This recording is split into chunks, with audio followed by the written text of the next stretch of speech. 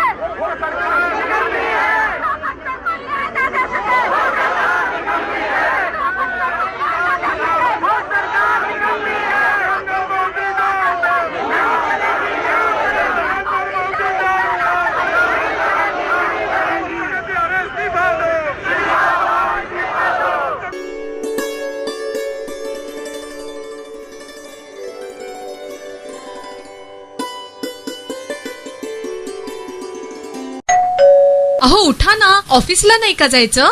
अगं मला आज फ्रेशच वाटत नाही, काही करायची इच्छाच नाही। अहो मग तुम्ही आजपासूनच न्यू युनायटेड फार्मसीचे गुड मॉर्निंग चूर्ण घेणं सुरू करा। अपचन, मलावरोध, बद्धकोष्ठ, आम्लपित्त आणि पोटाच्या तक्रारींवर खात्रीशीर आयुर्वेदिक उपाय गुड मॉर्निंग चूर्ण। 35 वर्षांपासून सगळ्यांच्या पसंतीचे गुड मॉर्निंग चूर्ण औषधांच्या प्रत्येक दुकानात मिळते।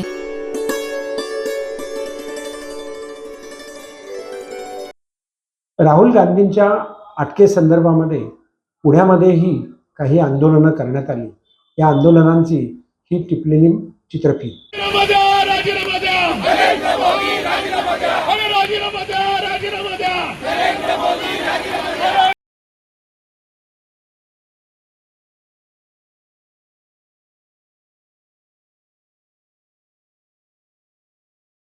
आई वडिलांना अटक केली जाते, अशा प्रकारची परिस्थिती आहे आणि म्हणून याचा निषेध व्यक्त करण्याकरता या तिघांचाही राजीनामा मागण्याकरता किंवा या केंद्र सरकारचा राजीनामा मागण्याकरता सुरुवात करत आहोत। या ज्या धर्मेंद्र प्रधान आहेत त्यांनी राजीनामा द्यावा, या आमच्या प्रमुख मागण्या आहेत। यानंतर आम्ही घोषणांना सुरुवात करत आहोत। अशा प्रकारे या सगळ्या गोष्टी आल्यानंतर या देशामध्ये एक वादळ पेटलं, हजारो नव्हे तर लाखो विद्यार्थी रस्त्यावर आले। याचा फटका इतका लोकांना बसला की त्याच्यामध्ये काहीशा लोकांना झालं तर मी डॉक्टर होईल का, माझा पुढचा प्रशिक्षण मार्ग आला का, या ठिकाणी शिक्षणाचा सुकर होईल, त्या सगळ्यांच्या आशेवर पाणी पडलं आणि मग त्याच्यानंतर या सगळ्या आंदोलनाला सुरुवात झाली। पण हे सरकार इतकं निर्लज्ज आहे, राजीनामा मागितला नाही किंवा घेतला नाही आणि आज या ठिकाणी हजारो नव्हे तर लाखो विद्यार्थी या ठिकाणी प्रत्येक राज्यात, प्रत्येक शहरावर या ठिकाणी रस्त्यावर उतरले। दिल्लीचं आंदोलन आपण पाहतोय। राजीनामा द्या, राजीनामा द्या, राजीनामा द्या।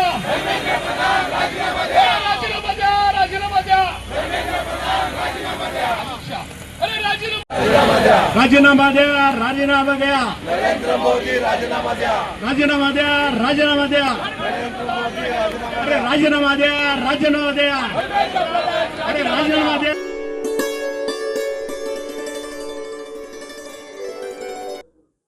संसदेचं अधिवेशन सुरू असतानाच आणि महाराष्ट्रामध्ये तटकरे यांनी अर्थमंत्री पदाबाबतीत केलेली भूमिका आणि त्याचबरोबर पार्थ पवार यांनी घेतलेली देवेंद्र फडणवीस यांची भेट, हे सर्व काही आपण जाणतो. पण शरद पवार यांनी मोदींची घेतलेली भेट हे निश्चितच काही अर्थ देऊन टाकतो. पण शरद पवारांचं असेसमेंट करणं हे आज तागायत कोणालाही जमलं नाही आणि याही पुढे जमणार नाही.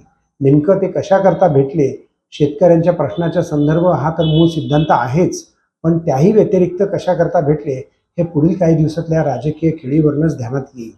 तेव्हा शरद पवारांच्या या भेटीत पंतप्रधान नरेंद्र मोदी यांनी त्यांचं केलेलं स्वागतही तितकंच उत्साहवर्धक दिसून येतं.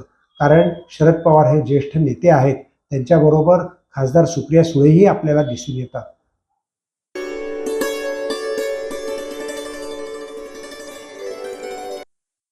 नमस्कार प्रेक्षको, सी न्यूज पुणे वृत्तदर्शनमधून मी संपादक डॉक्टर शैलेश भोजन. देशातलं अस्वस्थ वातावरण, त्याला संघप्रणीत, भारतीय जनता पक्षप्रणीत आणि त्यांचे जे भक्त आहेत त्यांनी दिलेला पाठिंबा जर पाहिला तर राहुल गांधींना झालेली अटक ही त्यांच्या दृष्टिकोनातून नगण्य बाब अशी त्यांच्या सर्व पोस्टवरनं आपल्याला दिसून येते. तथापि राहुल गांधींनी काढलेला मोर्चा हा या देशामध्ये तरुणाईला निश्चितच आकर्षण करणारा ठरलेला आहे. राहुल गांधींनी जोडो भारत अभियान ज्या वेळेला केलं, अशीच सर्व देशातनं त्यांच्याकडे लोक आली होती आणि त्याचा परिणाम म्हणून या लोकसभेच्या निवडणुकीमध्ये त्यांच्या जागाही वाढल्या. तेव्हा राहुल गांधी यापुढे देशामध्ये काय करिश्मा करतील हे आता काळच ठरवेल. पण त्यांची विचाराची प्रवृत्ती, समाजातला असलेला पाठिंबा, पक्षाचं असलेलं त्यांचं बळ, हे सगळं ध्यानात घेता त्यांच्या बाबतीमध्ये काही काँग्रेसजनांच्या मनामध्ये खूप अपेक्षा उंचावलेल्या आहेत. पाहत रहा सी न्यूज पुणे वृत्तदर्शन.